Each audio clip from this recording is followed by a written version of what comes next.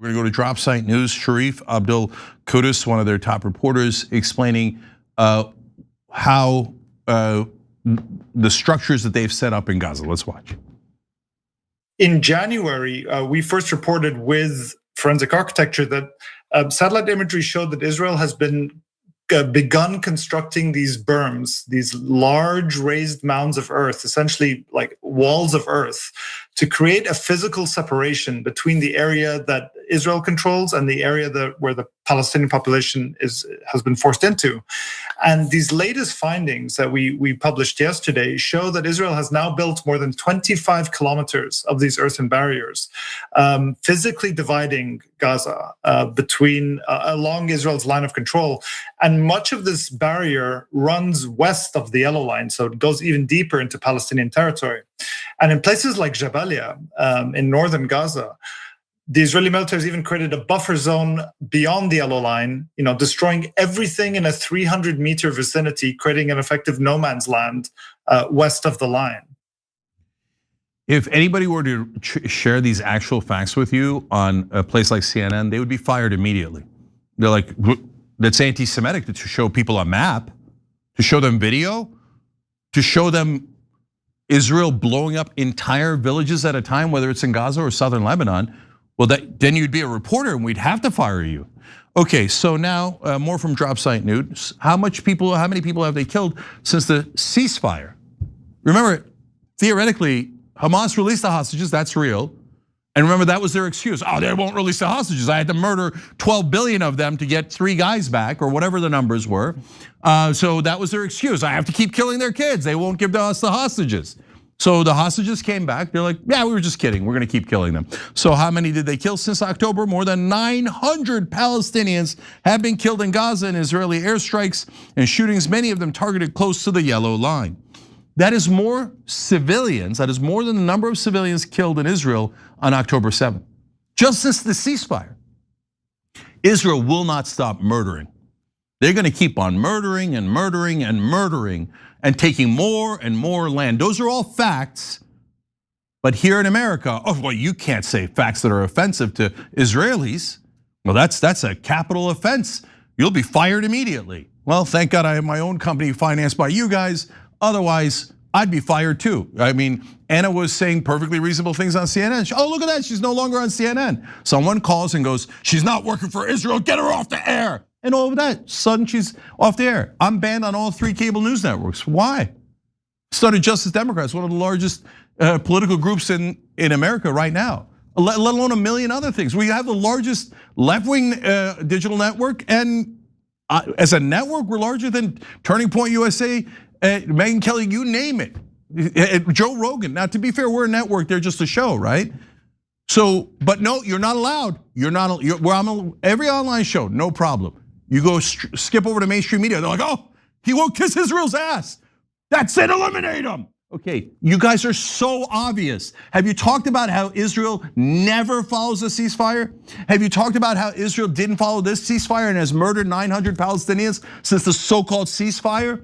Have you talked about how Israel didn't follow the ceasefire that they signed in 2024 with Hezbollah? That Hezbollah didn't fire a single rocket into northern Israel during that ceasefire, and Israel fired 1,000 bombs on Lebanon during the ceasefire. No, you didn't report that, did you? In fact, I now see all the time, oh, well, Israel started attacking Lebanon when Hezbollah violated the ceasefire and attacked them after the Iran war started. So you're just gonna skip the 1,000 bombs that Israel dropped on Lebanon. Why? Because they're liars. They're paid to lie on behalf of Israel. Meanwhile, Israel never listens to a peace deal and has been murdering the Lebanese and the Palestinians during ceasefires. And as you saw with your own eyes, taking their land, taking their homes, taking everything from them. But if you think that's all bad, wait till you find out what a doctor who's been there has seen. So this is Professor Nick Maynard. He is an upper GI surgeon at Oxford University's hospital's NHS Foundation Trust. He's an associate professor of surgery at the University of Oxford. He went to Gaza. Tucker Carlson talked to him. Let's watch. What do you think the population of Gaza is right now? So it's a good question. So the official figures from the Ministry of Health, recognized by the United Nations and indeed recognized by the Israeli military now, is about 76,000 killed by trauma alone. The Lancet Medical Journal, which has published brilliantly 76,000 just from trauma, the Lancet Medical Journal, which has published brilliantly, estimates, because there are many thousands of people buried under the rubble, including friends of mine. So they estimate with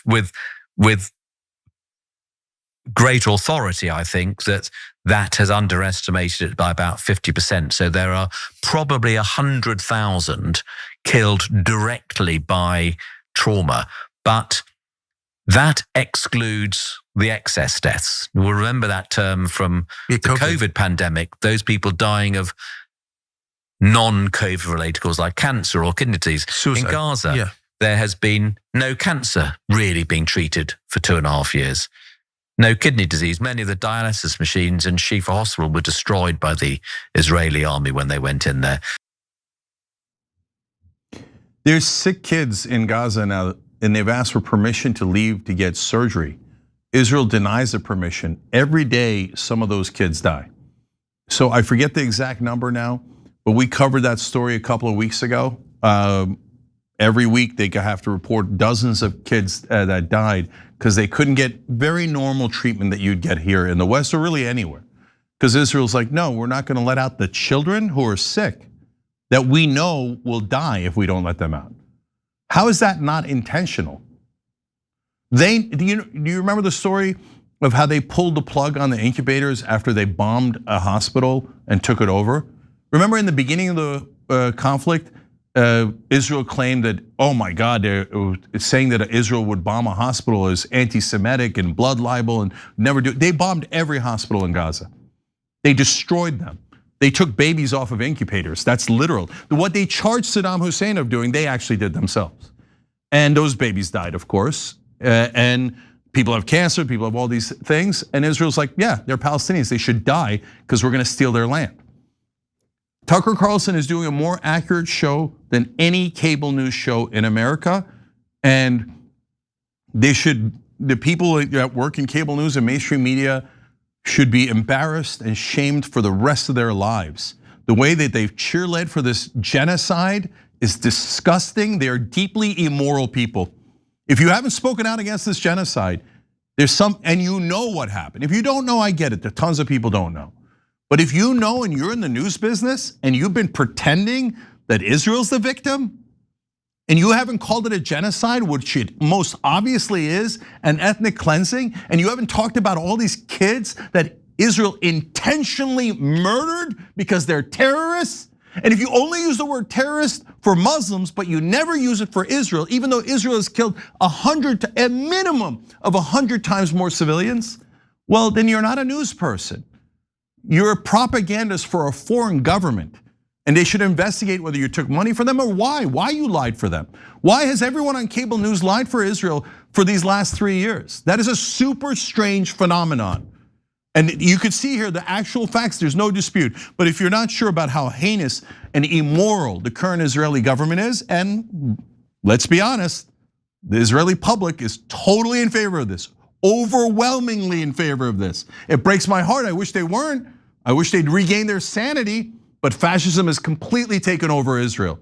So they celebrate all of this. Last one.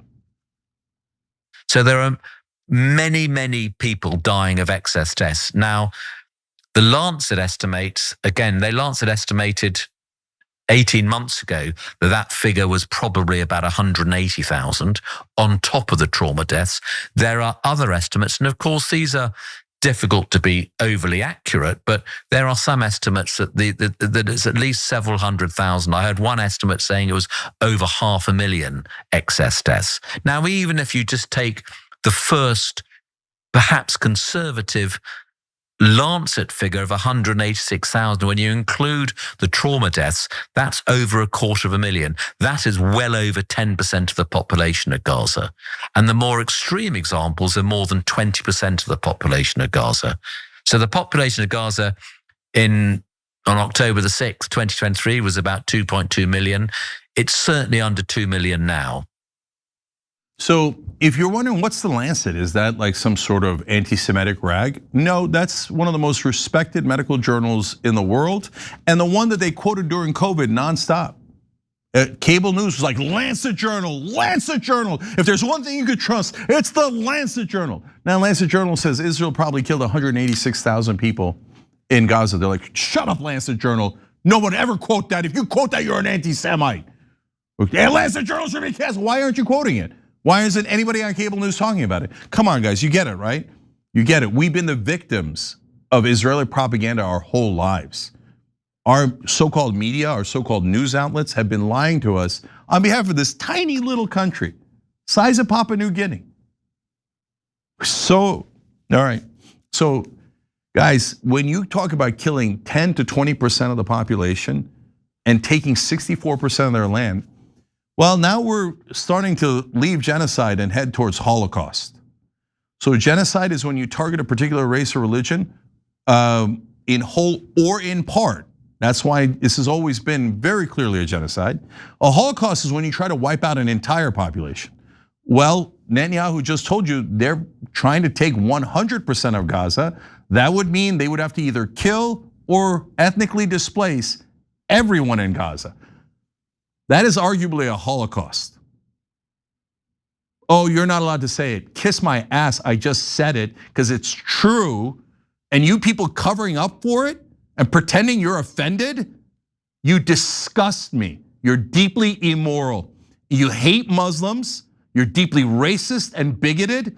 And I direct this not to the American people who are wonderful people, and almost all of us now realize how evil Israel is and how they've taken great advantage of us and taken our money to do the most immoral things that have happened in our lifetimes. I direct it at everyone in power in Washington and in American media.